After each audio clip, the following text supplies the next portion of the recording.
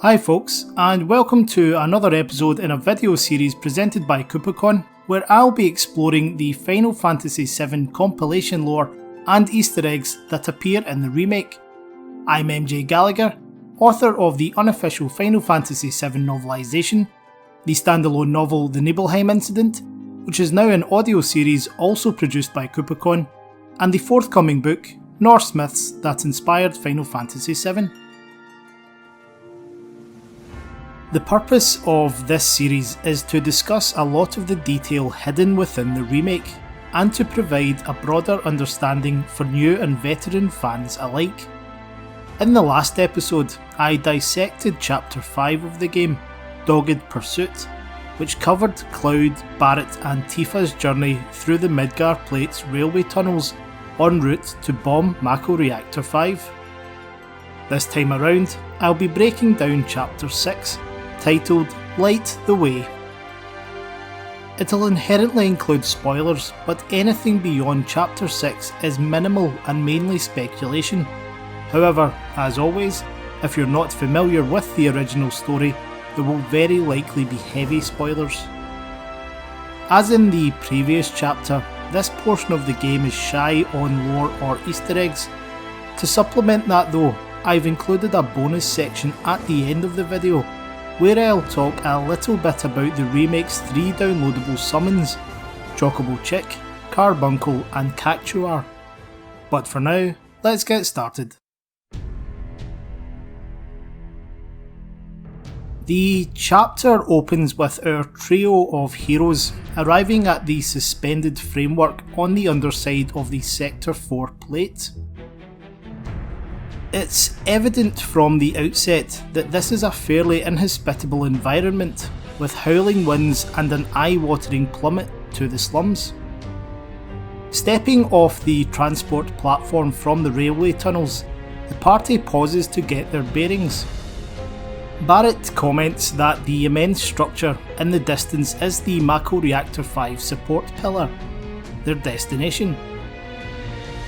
As much as its presence makes perfect sense from a practical perspective, there's actually been a design change here.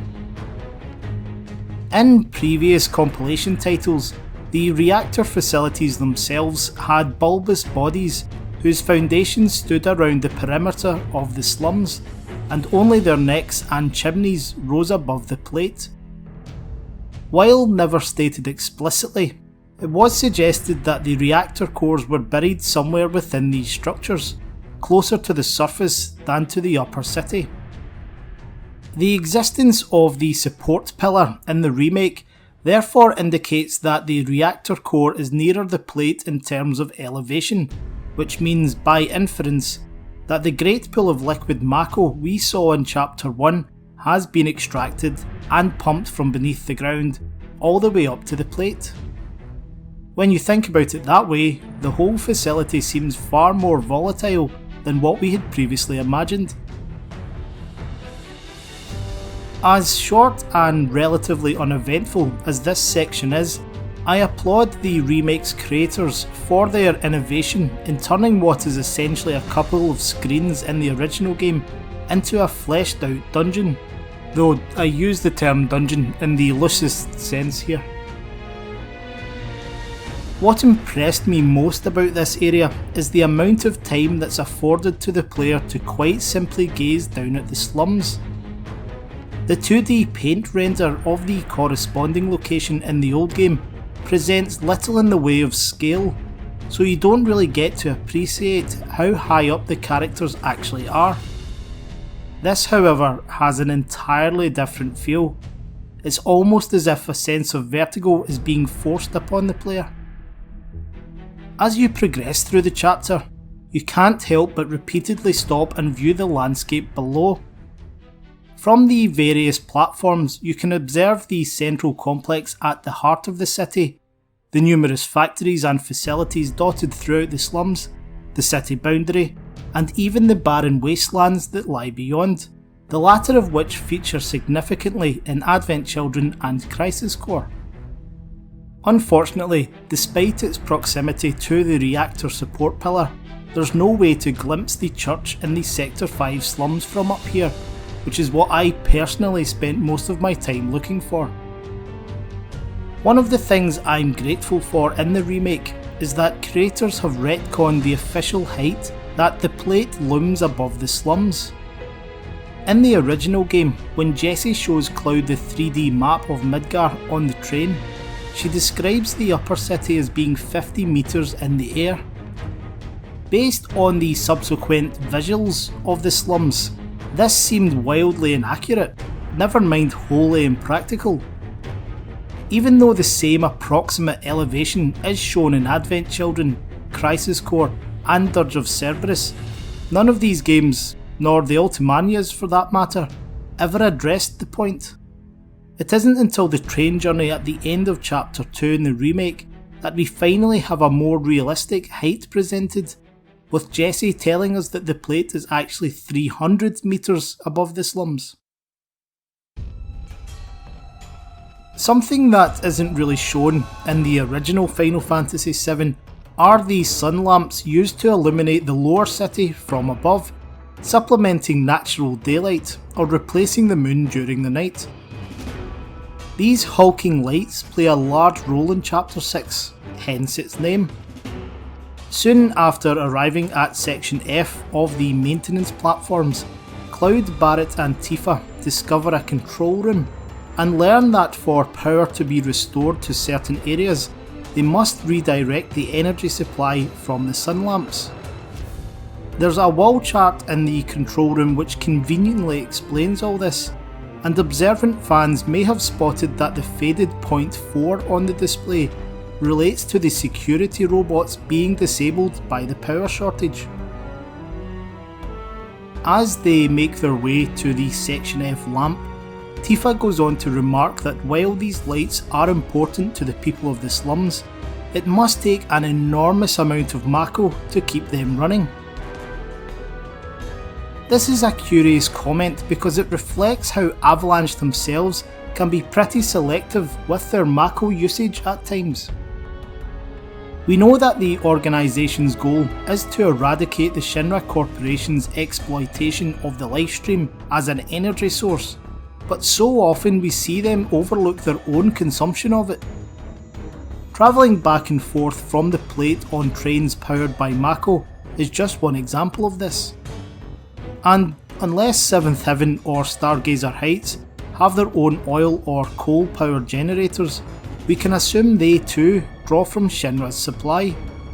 If so, one could argue that the Avalanche members are hypocrites and don't practice what they preach, but that would be a gross oversimplification of their circumstances. Nevertheless, I found it interesting that the writers, intentionally or not, touched on this philosophical and economic dilemma. As I spoke about in Chapter 4, there is a running metaphor in both the old game and the remake of Midgar's plate being described as a pizza. The analogy makes another brief appearance when the group passes through the gate into Section G, only to discover it has become another Grasstrike nesting area. What's cool here though, is that the music track underneath the rotten pizza is specifically referenced, with Barret declaring that the rot runs deep. Further along in Section G, after defeating a few Grasstrikes, Barret quotes a line from one of Marlene's favourite books, titled Life in the Endless Maze. The principle is that if you find yourself astray, you can use mind over matter to believe you're not lost. He goes on to reveal how the book is one of his daughter's favourites, and she loves it when Barret does all the voices while reading it to her before bedtime. You might recall from my episode covering Chapter 3 of the game that Marlene's use of phrases such as return to the planet indicates Barret has been teaching her the basic philosophies of planetology, which Avalanche was of course founded on. It can therefore be deduced that the name of Marlene's book, Life in the Endless Maze, may be an allusion to souls traversing the lifestream. What I found really intriguing about this is that the Final Fantasy VII Ultimania Omega included a short novella called Hoshi o Meguru Otome, commonly translated as The Maiden Who Travels the Planet. It was written by Beni Matsuyama of Studio Bent Stuff, so its canonicity is debatable, but it provides insight into Aerith's actions within the livestream after she is murdered at the Forgotten Capital. As a Cetra, Aerith soon realises that she has the power to retain her spiritual identity rather than merge with the livestream, and she uses this to navigate the vast ethereal swells, engaging with the lingering forms of several characters killed in the old game. As such, the mind over matter, quoted from Life in the Endless Maze, parallels Aerith preserving her own consciousness, while the voices Barrett performs may relate to the various people the Flower Girl meets along the way. Compilation fans will also know that Marlene and Aerith share a special little bond, hinting at why the story may be one of her favourites. Some of Barrett's dialogue in this chapter is absolutely tremendous. Even more so than the original game, the remake really begins to peel back the layers of his personality and show the wholesome human side to his character. A brilliant example of this is how he psychs himself up to cross the pipes by the ventilation fans, then has a childish reaction when Cloud calls him out on his fear. As the game progresses, so do Barrett's little moments like this. While the party creeps in front of the turbines, Tifa points out that there's something nestled behind one of them. A quick inspection shows that it's a red materia orb, which veterans will immediately know contains a summon creature. It's unreachable from here, but rerouting the power from the sun lamps in Section H will grant the player access to an adjacent maintenance room. Curiously, this is the only summon materia in the entire game that can be found in the field. What I love about it though is that there are 3 hints given in advance about which entity is inside. The orb itself is obviously in the ventilation system, so one can assume it's associated with the element of wind. In the old game, only 2 summons matched this description, Chocomog and Typhon. Secondly, when the group operates the transport platform to reach the maintenance room, Barrett begins to sing a little jingle about them going on an adventure to find some treasure. While chocobos are generally best known in the series for riding, some games such as Final Fantasy IX, Final Fantasy X-2 and Final Fantasy XIII do have them hunt for hidden treasure. It's very possible that this is what the line in Barrett's song is referencing. The third and most unambiguous hint of all is the music playing when Cloud and the others climb up into the ventilation maintenance area. A jukebox disc can be purchased at the vending machine here, and the track is of course Electric de Chocobo.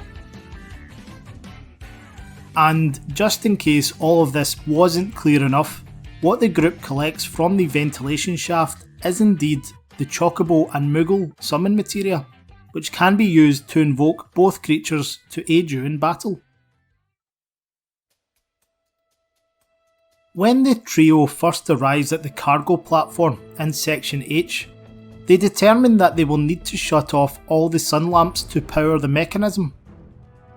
Tifa then does an impression of President Shinra, making a speech about the importance of the lamps to the people of the slums. It might seem a bit random, but this is actually a callback to the original game, when the player first encounters Rufus at Shinra headquarters.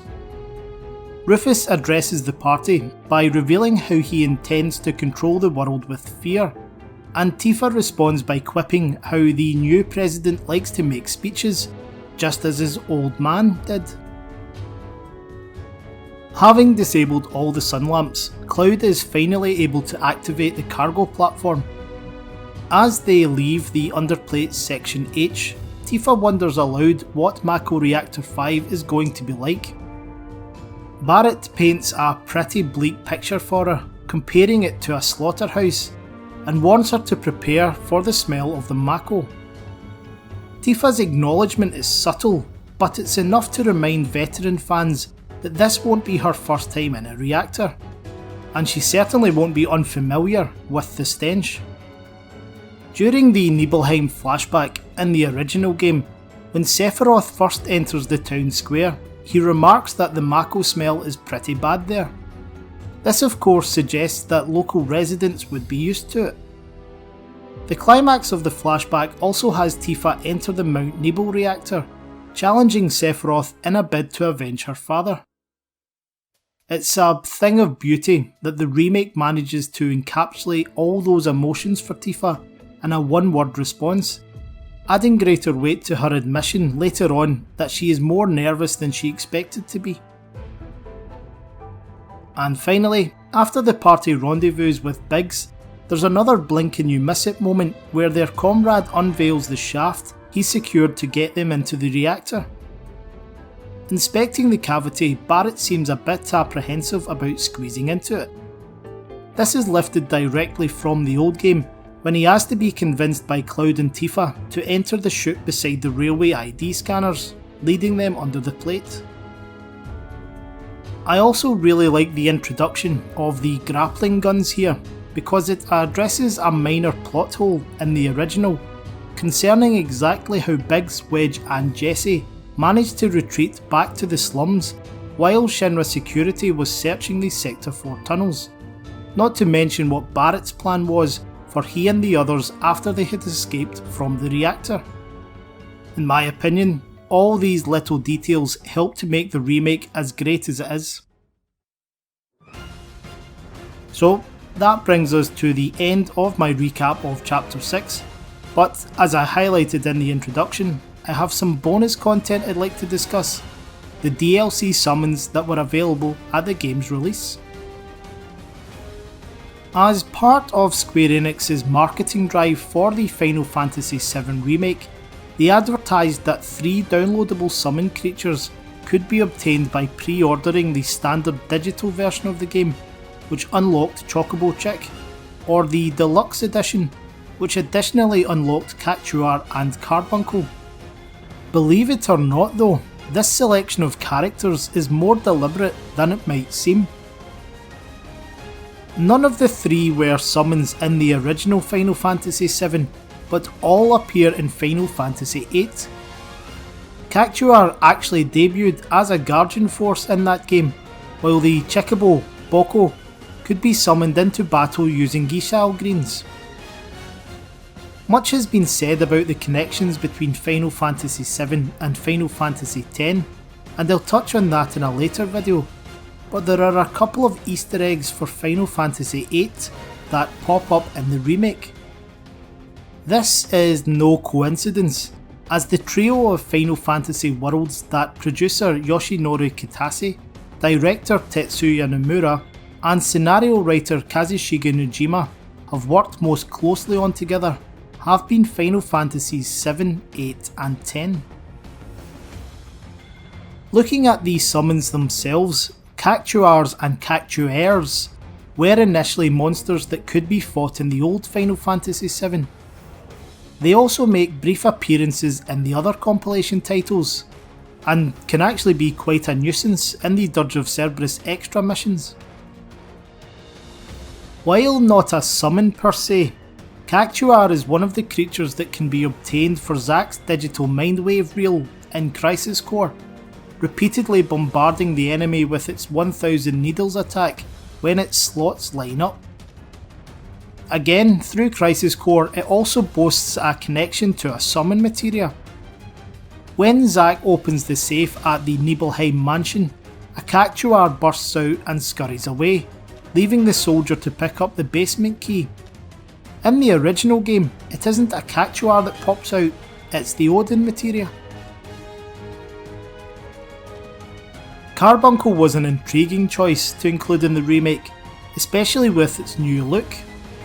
It's been a series regular since Final Fantasy V, and while its design has varied over the years, nothing has quite compared to the feline iteration available to fans who picked up a deluxe version of the game. I'm curious to know if the influence for this was based on the unusually high number of cats present in the early stages of the remake, such as the trio the player has to track down during Betty's side quest in Chapter 3, the army of strays that hang around outside Wedge's place, or the mysterious grey cat that leads Cloud around the back of Jessie's parents' house. It's also worth noting that Carbuncle is the only summon in the game whose commands are mainly protective. And last but certainly not least, we come to the most lore heavy of the downloadable summons. Like Carbuncle, Chocobo Chick has an inexplicably large head, but this time the design is a retcon. One of the more iconic side quests of the original Final Fantasy VII is the breeding of chocobos, commonly for racing at the Gold Saucer. The player can capture and keep these birds at the Chocobo Ranch, and when two of them successfully mate, a chick is born, but the animation shows it to be immediately full grown. The only contradiction to this in the entire compilation can be found in Medeal, where a young girl is chased around by a white Chocobo chick. The aesthetics of the baby are simply a scaled down version of an adult. Therefore, the remake's variant has introduced a whole new appearance. With the exception of Boko in Final Fantasy VIII, the remake's Chocobo Chick is the first summon of its kind in the series. As veteran fans will know, however, it is not the first Chocobo summon in the compilation. In fact, the Chocomog materia I mentioned earlier in the episode is actually the first summon to be acquired in the original game. What's interesting about this is that 15 out of every 16 uses of the Chocomog materia will call a Moogle riding a Chocobo into battle, while 1 in every 16 uses will unleash the Fat Chocobo, another regular feature from earlier in the Final Fantasy series. As it happens, both Chocobo and Moogle and Fat Chocobo are individual summons in the remake.